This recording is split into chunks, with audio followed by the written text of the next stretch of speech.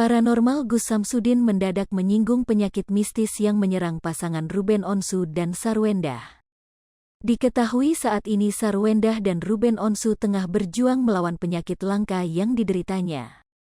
Bahkan Ruben Onsu sampai berobat ke Singapura, namun sayang suami Sarwendah hingga kini tak kunjung sembuh.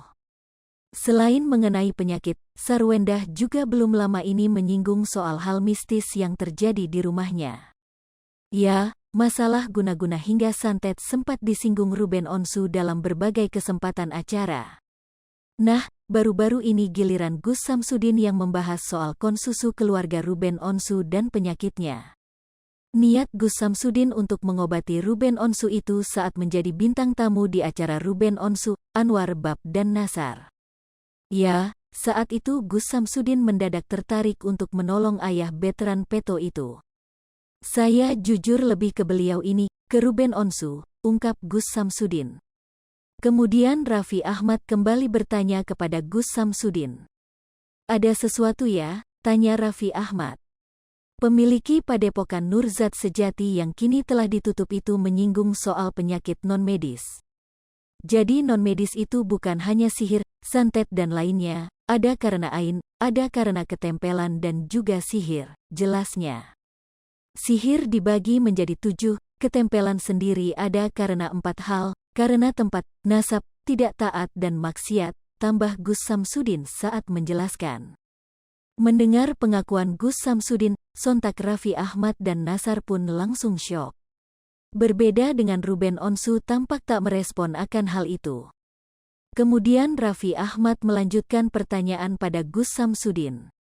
Karena rumahnya dikirimin orang katanya, singgung Raffi Ahmad. Ketempelan gimana maksudnya? Tanya Anwar lagi. Namun banyaknya orang yang bertanya membuat Raffi Ahmad sedikit jengkel.